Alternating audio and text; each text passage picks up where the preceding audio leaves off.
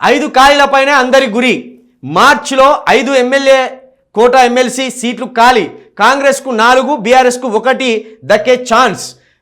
కాంగ్రెస్ను 1 సీటు అడుగుతున్న CPI MIM. 4 పార్టీల నుంచి భారీగా ఆశావాహులు.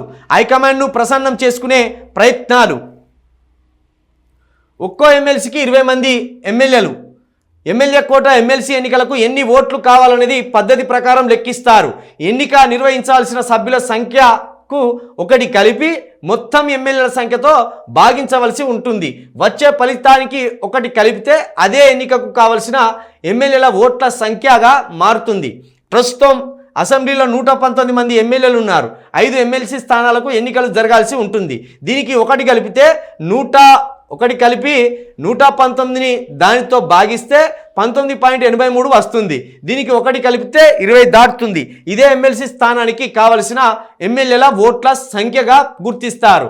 ఒకవేళ పోలింగ్ అనివార్యమైతే మొత్తం 119 మంది ఎమ్మెల్యేలు ఓటింగ్లో పాల్గొంటే ఒక్కో ఎమ్మెల్సీకి ప్రథమంగా ప్రాధాన్యం కింద 20 ఓట్లు రావాలి.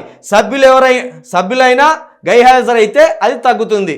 ఇక ఒక ఎమ్మెల్సీకి 20 మంది ఎమ్మెల్యేలు ఓట్లు వేయాలి. సింపుల్గా ఒక ఎమ్మెల్సీకి 20 మంది ఎమ్మెల్యేలు ఓట్లు వేయాలి. ఈ 5గురిలో ఒకరు గెలవాలంటే ప్రతి ఒక్కరికి 20 మంది ఎమ్మెల్యేలు ఓట్లు వేయవలసి ఉంటుంది. అయితే అదంతా కాకుండా ఇట్లా చేయవలసి వస్తే ఈ లెక్కల ప్రకారం అసెంబ్లీలో దీని తంతు జరుగుతుంది.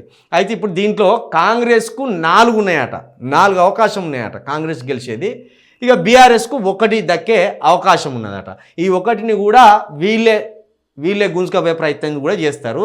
అయితే ఇప్పుడు కాంగ్రెస్కు 4 గెలిపించుకునే అవకాశం ఉన్నప్పుడు 4గిట్లలో 2 బీసీలకు, 1 ఎస్సీకి, 1 ఎస్టీకి ఇవ్వవలసిన బాధ్యత ఉన్నది.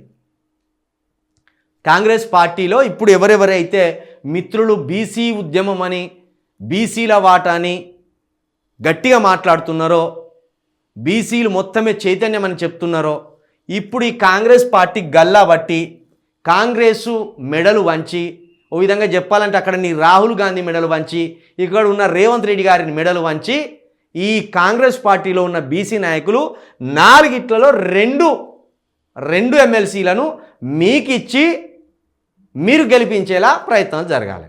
ఇక మిగతా 2ట్లో 1 ఎస్సీ మాదిగకు, ఇంకొకటి ఎస్టీకి ఇవ్వాలి.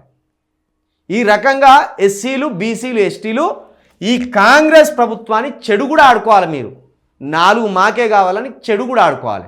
చెడు కూడా ఆడకుండా ఎవరికి వాళ్ళు అర్ధరాత్రి పోయి అయ్యా 1 నాకు ఇయ్యరాదు, 20 కోట్లు 30 కోట్లు ఇస్తా కానీ ఇయ్యరాదు అని బతిలాడుకుంటుంటే మిమ్మల్ని ఎవడు దేకడు. గల్లా బట్టి ఇప్పుడు అడుగుతాను కదా, ఓ సభలు పెట్టుకొని పుంకనాలు పొంకుతాను కదా.